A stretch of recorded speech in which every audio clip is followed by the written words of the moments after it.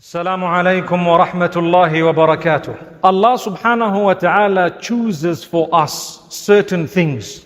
And Allah subhanahu wa ta'ala is the one who gives, and He is the one who can prevent someone from receiving. So everything is from Allah. When Allah gave prophethood, He chose those whom He intended to give prophethood very carefully, with the best amongst them being Muhammad sallallahu alayhi wasallam. And we need to know that from among the people, Allah subhanahu wa ta'ala had chosen them to go through test upon test. If you think that you have had issues in your life, or you have had problems or difficulty or calamity or hardship in your life, you need to simply go through the lives of those whom Allah chose, being higher than you and I in rank. And those are the prophets of Allah subhanahu wa ta'ala. May Allah's peace and blessings be upon them. Remember, the Prophet Muhammad sallallahu alayhi wasallam says, the prophets of Allah are the ones who are tested the most. And after that, those who are closest to them, and then those who are closer, and so on. So if you're having a lot of challenges, but you're a believer, trust me, it's a good sign. Inna Allah idha ahabba abdan ibtalah. When Allah loves His slave, He tests him. It's supposed to bring you closer to Allah. It's supposed to bring you closer in a way that your heart is softened. You become a better person. You become more conscious of your obligations. And you become a person who knows, subhanallah, that I'm supposed to be abstaining from sin. And wherever I falter, I should be seeking the forgiveness of Allah with hope in the mercy of Allah. This evening we read verses where Allah subhanahu wa ta'ala tells us of the dua of Zakaria alayhi salam. He did not have male offspring and he wanted male offspring. He was quite advanced in age and he made a dua. Rabbi habli min ladunka dhurriyatan tayyibah. Now, many of us sometimes, we're married and we don't have children. And a long time passes and we start thinking to ourselves that perhaps Allah is upset with me. I'm calling out to Allah, but He's not answering me. That type of thinking is not supposed to be coming from a believer. We should know when Allah has decreed something, it is the best for us. What's the point of having children who will be disobedient to Allah? What's the point of having children who will create a disaster for you in your life by being the biggest embarrassment? What's the point of having children who will quit the deen and who might fight you as a parent, yet you made so much dua to have those children? So Allah knows what is better for you and He knows when it is better for you. Zakaria alayhi salam made a dua. Allah responded it against all odds. There was a miracle that happened. If Allah created a miracle for him, He can create a miracle for you and I. How many from amongst us have had children after 8 years, 10 years, 14 years? I've known of a case even 20 years later and they were blessed with a child. That's from Allah. Don't lose hope in the mercy of Allah. So he says to Allah, oh Allah, grant me from you a pious offspring, a good offspring. And Allah subhanahu wa ta'ala granted him the offspring. But I want to speak about something else that is extremely important when it comes to his story and the story that followed of Maryam alayha salam, the mother of Jesus, may peace be upon him. Mary, may peace be upon her too. When she found herself expecting this child who was Jesus, Isa alayhi salatu was salam, she didn't know what to say. She didn't know what to tell the people. It's a problem and it's a big problem. It's not a small issue. It's a major issue. My brothers and sisters, what did she do? She asked Allah's guidance. And what did Allah do? Allah told her, we will solve the matter. For as long as you bear patience and for as long as you are steadfast, you don't need to worry. We will take care of this issue. We will clear your name. People began to accuse her. And they said, she is carrying a child out of wedlock, etc., etc. Whatever the accusations were, they enjoyed the moment, but they were wrong. Protect yourselves from false accusation. Don't accuse people. They might be close to Allah and you may not know how you may be punished because of an accusation. What did you gain by accusing someone? What did you gain by spreading a false tale about someone?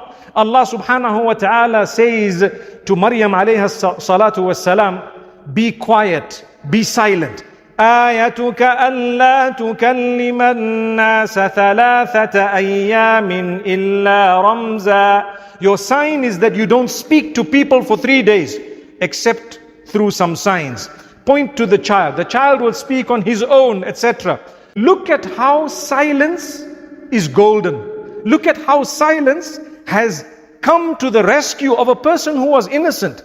Sometimes, my brothers and sisters, the accusations against you might be so huge that only Allah can clear your name. Don't worry. Bear patience. Take it in your stride. Don't lose hope. A day will come when you will be smiling all the way. Allah will clear your name. La ilaha illallah.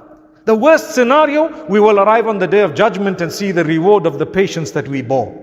So choose which side you want to be on. Do you want to be on the side of those who accuse others, or of those who are patient because of an accusation that was leveled against them? May Allah subhanahu wa ta'ala grant us steadfastness. In these verses, in many places, Allah shows His miracles. And Allah shows how He sent the angels during the time of Badr. وَلَقَدْ نَصَرَكُمُ اللَّهُ بِبَدْرٍ وَأَنْتُمْ أَذِلَّةٌ. Remember, at the time of Badr, when you were small in number, Allah helped you with the angels. And Allah subhanahu wa ta'ala says, I send you 3,000 angels. But if you bear sabr and taqwa, I will send you another 2 to make it 5,000 angels. Which means, there are 2 things I need in order to achieve the assistance of Allah. What are they? Sabr and taqwa. I should bear patience and I should be conscious of my Maker. Be a good person. Be kind to others. Reach out to people. They are all the creatures of Allah. Everyone who is seated here today, for example, it was designed by Allah that you were supposed to be here. So remember, those sitting next to you are maybe for you coincidental, but for Allah, never a coincidence. It was planned by Allah before you knew it. So it's just a test. What are you going to do? You're going to greet, you're not going to greet, you're going to behave yourself, you're not going to behave yourself. All of that is part of the plan of Allah, Rabbul Izzati wal Jalal. Then Allah subhanahu wa ta'ala tells us, after talking about sabr and taqwa, you know, we are human beings. We make mistakes, we falter, we might commit sin. There may be immorality that we have engaged in, whatever it may be. It may have been adultery, it may have been fornication, it may have been whatever else it might have been. Maybe our dress code, maybe the way we spoke, something immoral, maybe what we were looking at, maybe what we were listening to. What goes into my mouth in terms of food, what goes into my ears in terms of sound. May Allah subhanahu wa ta'ala protect us. The same applies to our eyes. Do you know we're not supposed to be looking at things that are displeasing to Allah? May Allah strengthen us. So Allah says, you might fall into immorality. You will always have a reminder here and there. Turn back to Allah as soon as you remember. So listen to the hope. وَالَّذِينَ إِذَا فَعَلُوا فَاحِشَةً أَوْ ظَلَمُوا أَنفُسَهُمْ ذَكَرُوا اللَّهَ فَاسْتَغْفَرُوا لِذُنُوبِهِمْ وَمَنْ يَغْفِرُ الذُّنُوبَ إِلَّا اللَّهُ وَلَمْ يُصِرُّوا عَلَى مَا فَعَلُوا وَهُمْ يَعْلَمُونَ أُولَئِكَ جَزَاؤُهُمْ مَغْفِرَةٌ. Allahu Akbar. Allah says, those who have wronged themselves, committed sins of immorality, those who have transgressed against themselves or committed immorality, they wronged themselves.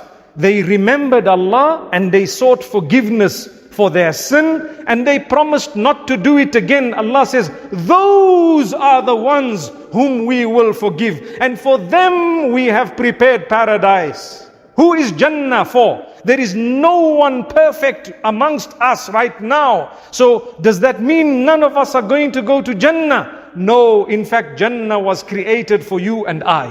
We are sinners, yes, but we are repenters. That's the difference. We repent. كُلُّ بَنِي آدَمَ خَطَّاء وَخَيْرُ الْخَطَّائِينَ التَّوَّابُونَ. All human beings err, they falter, they sin. But the best of those who are sinners are those who constantly repent. At-tawwabun, not just those who repent once, but those who repent all the time. May Allah subhanahu wa ta'ala grant us from the hope that He has kept. And may Allah subhanahu wa ta'ala give us Jannatul Firdaus. So I want to end off by saying, my brothers, my sisters, the tranquility we find in the house of Allah, there shall be unmatched tranquility in the paradise of Allah, and we will achieve it. It's not too far. Try hard. When you falter, come back, repent. Shaitan does not want you to come back, repent, earn the forgiveness of Allah, and for you is Jannah. Jannah was prepared for sinners who repent to Allah. That's what paradise is for. So don't lose hope in the mercy of Allah.